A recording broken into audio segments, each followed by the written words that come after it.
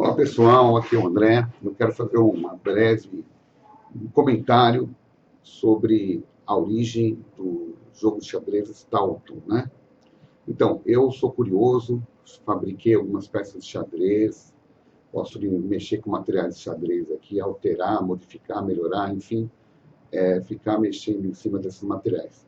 Então, o Stalton, o que foi o Stalton? Por que Stalton, né? O que é o Stalton? Bom, o jogo de xadrez, ele começou a ser difundido muito na Europa no final do século XVIII e começo do século XIX, tá? Então teve uma explosão no xadrez. Todo mundo começou a jogar xadrez. Naquela época não tinha videogame, não tinha nada, não tinha TV, não tinha rádio. E o xadrez passou a ser o passatempo predileto das pessoas mais intelectualizadas, as pessoas com mais disposição. Então, todo mundo começou a jogar xadrez e tinha poucas fábricas de xadrez, então as peças tinham que ser muito artesanais. Então, já que o cara ia fazer uma peça, ele esculpia, ficavam peças muito caras. E muita gente queria jogar xadrez, só que não tinha peças baratas, acessíveis. E então começou, um fabrica uma peça aqui, outro fabrica lá, uma peça muito alta, uma peça menor, aí faz um tabuleiro numa proporção, as peças acabam ficando muito altas, muito baixas, sem peso, uma enormidade de produtos. Aí você ia fazer um torneio, aí você ia para um país onde o pessoal fazia o jogo de xadrez num design, num sistema. Aí chegava lá, o jogador estava acostumado com peças pequenas, peças mais leves, né? Chegava lá, as peças eram altas, e ia deslocar, derrubava as peças, dava uma série de confusão. Aí o enxadrista falou, não, eu perdi porque as peças lá não eram adequadas, a minha visibilidade não era boa, o tabuleiro não era na proporção certa, cansava a minha vista, me incomodava, me prejudicaram.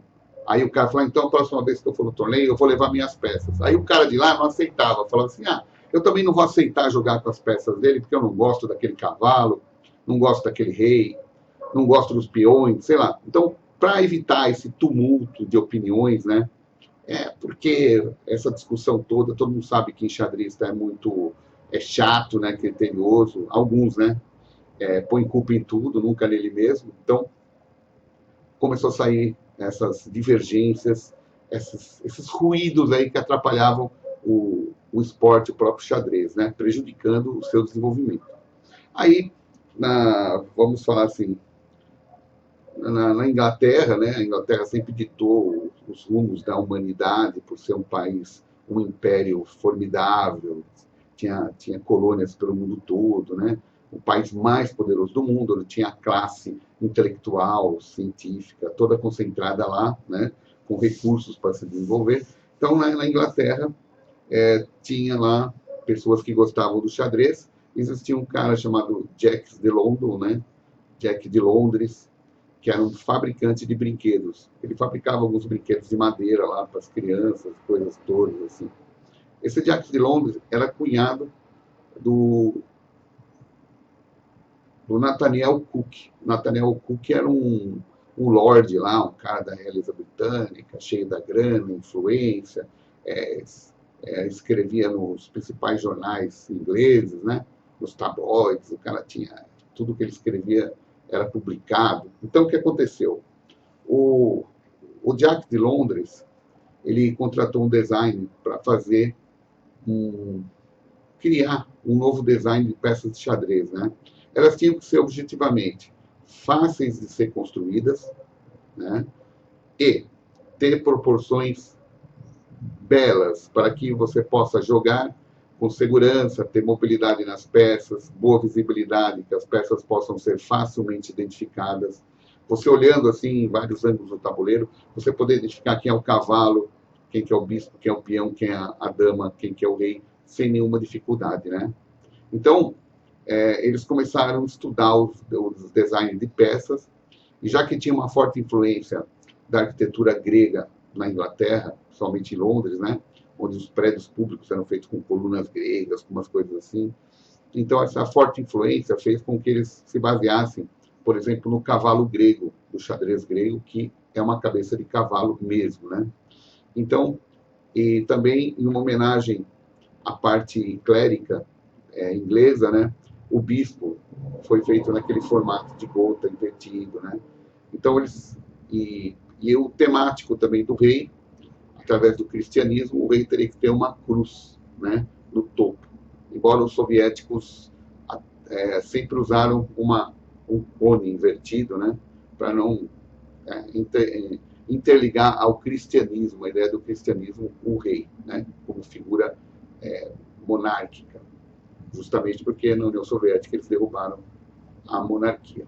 Bom, fora esses assuntos ideológicos, vamos lá. Então, a proporção do jogo Stalto tinha que ser uma proporção boa, compacta, para que o jogo não ficasse muito grande, né? Como vocês sabem, há uma regra, né? Que diz que a altura do rei tem que ser no mesmo tamanho dos dois quadrados. De dois quadrados do tabuleiro, você tem que ter a altura do rei. Então, por exemplo, se você tem um rei de 10 centímetros, o tamanho de casa ideal seria no mínimo aí de 5 centímetros. Né? De 5 a 5,5 é o ideal. Então, para um rei de 10 centímetros, você teria 10 centímetros em dois quadrados, ou 5 centímetros em cada quadrado, para ter uma proporção legal. E você tem que ter uma descida ascendente. O rei mais alto, depois a dama, depois o bispo, depois o cavalo, a torre, ou o cavalo, a torre e, por último, o peão. Tá? Esta é a curvatura ideal que você tem num jogo de xadrez. Então, vamos lá, um pouco de história. 1º de março de 1849 foi registrado o padrão do design de peças Stalto. Na época não tinha esse nome Stalto. Ele registrou o jogo, foi registrado pelo Nathaniel Cook, né? Antes, as peças mais usadas na época, eu preciso até estudar isso aí bem direitinho, era o design Santo Jorge, né, na Inglaterra, seguidas pelo Calvete, o Edimburgo, o Land e o Merifeld, tá? São alguns jogos que existiam, alguns desenhos de jogos que existiam na Europa. O desenho do cavalo, como eu falei, veio do grego, e inclusive o primeiro jogo grego que tem lá na Inglaterra está exposto no Museu Britânico. E o cavalo é muito parecido com o cavalo adotado aí para o nosso design do Stalto. Os direitos de fabricação do Stalto, do jogo, foram comprados oficialmente no cartório lá pelo Jacques de Londres, ou o Jacques de London, como falam, né? Então, ele comprou os direitos de fabricação desses jogos. No começo, os jogos eram fabricados em marfim e madeira. Marfim, hein? Tinham que matar os elefantes lá na África, trazer o chifre do elefante e esculpir o marfim e fazer as peças de xadrez. Você imagina, para fazer um jogo de xadrez você precisava matar um elefante, né? Que coisa mais, hoje assim, inaceitável. Mas naquela época era normal, eles matavam tudo, baleia, elefante, qualquer bicho para fazer qualquer coisa. Não tinha nenhum respeito ao meio ambiente, aos animais, né? O xadrez de marfim parou de ser fabricado em 1935, tá? Olha, os caras, não sei se ficou caro demais, começaram a fazer só de madeira. O rei do Stalto, como eu falei, ele tem entre 10 e 10,5 centímetros, pode ter uma variação de 3,5 polegadas a 4,4, tá bom? Então, se você tiver um jogo de xadrez que o rei tem 11 centímetros, você não pode falar que não é Stalto, porque está dentro do padrão, tá? De 3,5 a 4,5 polegadas é ainda um rei Stalto dentro da proporção, contando que as outras peças sigam as suas proporções. Vamos lá. Assim que foi comprado os direitos para a produção, né, do Jacques de London, o seu cunhado, o Lord Nathaniel Cook, começou a promover o registro e eles precisavam tornar esse jogo famoso, dar uma ênfase. Não é assim, eu vou colocar um jogo no jornal, vou falar assim, o Jacques lá lançou um jogo de xadrez muito bonito e fica por elas mesmas. Não, isso não ia funcionar bem. Então, os caras não são bobos, né? Eles trabalham com marketing, tem tudo de psicologia humana, comercial. E, na época, o grande campeão inglês era o Howard Stoughton, um grande campeão, o melhor da Inglaterra, vencia todo mundo, cara com aquela pompa toda, era o bacanão, era o invencível na Inglaterra, né? Howard Stoughton, né? Grande xadrista inglês. Aí o que aconteceu com o Stoughton, né? Ele conversou lá com o Nathaniel e com o Jacques. Vamos fazer o seguinte: o Nathaniel vai publicar nos jornais britânicos, nos tabloides lá de circulação importante, um texto narrando que o Howard Stoughton, o grande campeão inglês, endossava, elogiava, falava que o jogo era maravilhoso, que o jogo é sensacional, que é uma revolução, todo mundo deve ter um jogo desse.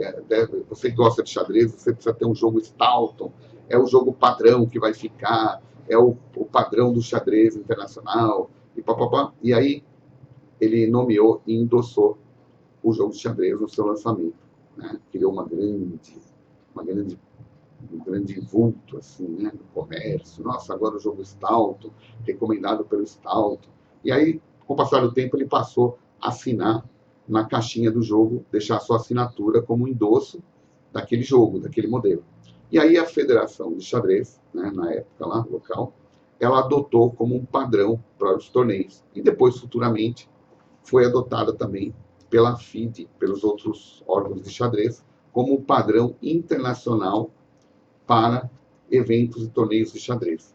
Então, o padrão Stoughton foi seguido para ser usado nos torneios de xadrez. As peças realmente são mais práticas, são mais fáceis de ser construídas, a proporção é muito boa. Eu não critico, eu acho que é ótimo, eu concordo com eles, embora toda essa história toda aí, essa salada de frutas de informações, o jogo é bom, é prático, né? Então, o jogo de xadrez, ele se desenvolveu, o seu design, ele tomou um ponto de partida, porque antes todo mundo fabricava cada um de um jeito. Então eu vou mostrar para vocês aqui um jogo muito interessante que eu comprei. Ele é fabricado na Argentina, ele é de plástico, porém ele é uma réplica perfeita do primeiro jogo de xadrez Stoughton, feito lá em 1842. Deixa eu ver aqui, vamos ver. Isso aqui é o jogo de xadrez, ó. Esse é um jogo de xadrez feito pela empresa Plastigal da Argentina. Note o rei com a cruzinha, o bispo com a mitra em cima, o corte diagonal, o cavalo parecido um pouquinho com o cavalo grego, né? Essa crina traseira do cavalo é bem dos desenhos da Grécia Antiga. Tá? Você tem o peão. A rainha, ela tem sua coroa simples, de forma radial.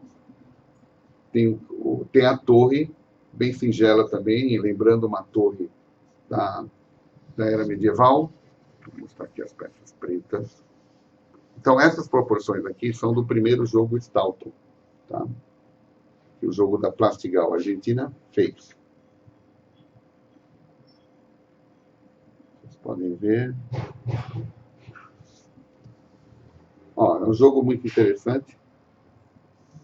Bom, se esse é o padrão da réplica, eu, como acumulador de materiais de xadrez, tenho uma aqui para ter uma ideia visual do que foi feito, tá bom? Temos aqui. Bom, vamos às curiosidades, né? Vamos às curiosidades.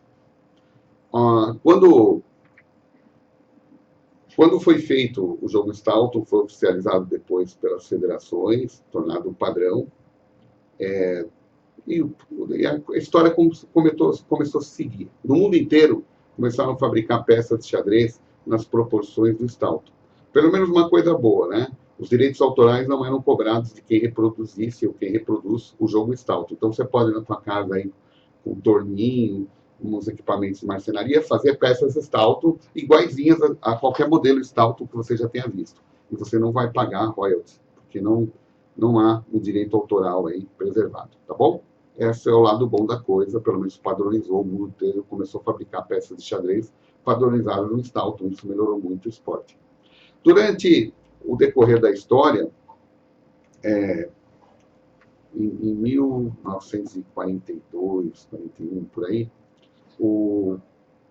a realeza britânica notou a importância do jogo de xadrez para melhorar a capacidade cognitiva, o desenvolvimento intelectual e lógico dos seus soldados, dos seus oficiais, dos seus generais, né? Então, primeiro-ministro da Inglaterra, bem recomendado, solicitou ao Jack de Londres para que fabricasse peças de xadrez, jogos de xadrez, para as Forças Armadas Britânicas. Então, eles começaram a fabricar milhares de jogos de xadrez para as Forças Armadas Britânicas. Fica aí a dica para os colecionadores, né? Primeiro, a caixa do Stoughton com a assinatura dele, é um objeto histórico importantíssimo para os colecionadores de xadrez, né? As próprias peças Jacques de Londres são fantásticas, elas vêm até marcadas, tudo peças antigas, custa aí hoje um jogo desses antigos mais de $1.500, $3.000, dependendo do jogo, $10.000, depende da idade. Então, fica a dica para os colecionadores, as peças Jacques de Londres, as caixinhas, né, tabuleiros se tiver, e especialmente esses jogos, que devem ter sido mais simples, porque eram feitos para as Forças Armadas, foram feitos milhares. Então, esses jogos, eles são muito valiosos historicamente, porque envolve o período da guerra e envolve também toda a situação da história das peças Stoughton. Depois, quando o Jacques de Londres começou a fabricar as peças de xadrez, os soldados ingleses, oficiais, né, generais, praticamente começaram a ficar mais inteligentes, porque tinham um jogo de estratégia para poder analisar logicamente as situações e ponderar as ações mediante a probabilidades matemáticas. Então, isso ajudava a capacidade dos militares. E, por coincidência, não sei se foi por isso, o Hitler, a Luftwaffe, bombardeava, a Força Aérea Alemã bombardeava a Inglaterra durante a Segunda Guerra exaustivamente. E, por coincidência ou não, bombardearam completamente a fábrica do Jacques de Londres. Destruíram tudo. Não sobrou um peãozinho lá na fábrica. Depois, deve ter sido reconstruída, obviamente, mas interrompeu a produção durante a Segunda Guerra, durante muito tempo, porque destruíram todos os maquinários, tudo, né? Então, a história se segue. Outra lenda que se tem é que o Howard Stoughton, juntamente com o Jacques de Londres, submeteram ao escárnio de rejeitarem outras peças de outros designers. Então, teve uma onda assim na Inglaterra, começou a se espalhar pelo mundo, de ninguém querer jogos que não fosse do Jacques de Londres, não fosse o modelo Stoughton. Então, eles pressionaram, ia ter um torneio, não pode usar esse jogo porque não é o modelo Stoughton. Aí os comerciantes também, não vamos comprar os jogos de outros fabricantes. Então, criou uma revolução no mercado, prejudicando os produtores independentes de outros designs. Por isso que você teve assim um direcionamento no design para o modelo Stoughton. E, inclusive, as outras variações eram muito perseguidas, não eram aceitas. Então, prejudicou muito. Por exemplo, um comerciante que tinha peças que não eram Stoughton, eram muito diferentes, ficou lá na prateleira, nunca mais vai vender aquilo, porque ninguém vai querer uma coisa que não é padronizada pela Federação de Xadrez, que não é tido como modelo padrão. Então, prejudicou, de certa forma, muita gente. Ele queria fazer isso para ajudar o seu familiar lá, o Jacques de Londres, o Nathaniel Cook, que era o Lord, tudo num acerto para vender mais peças, faturar mais comercialmente com isso. Bom, voltando ao ponto, né? Essas modificações foram positivas. E o modelo Stoughton, realmente ele é muito belo, muito bonito e muito prático. Então, fez muito bem que isso acontecesse. Eu vou ver se eu consigo pesquisar mais sobre a criatividade desse design, no que eles se basearam mesmo, mais detalhes sobre isso. Tá bom? Muito obrigado. E quando você ouvir falar no jogo Stoughton, você pode se lembrar de alguma coisa que eu disse. É um padrão feito na Inglaterra, que se segue até os dias de hoje. Então, quando você ouve falar Stoughton, os cavalos, as torres, os peões, eles têm que ter uma proporção em relação ao rei, né? A base deles também é importante, a base nunca pode ser maior que a do rei, por exemplo, um peão. O rei, por exemplo, num jogo que o rei tem 10 centímetros, a base tem que ser 40, 45 milímetros, o diâmetro. Do peão, em torno de 40 ou 35, tá bom? Então fica aí a dica para vocês e muito sucesso para as nossas curiosidades em xadrez.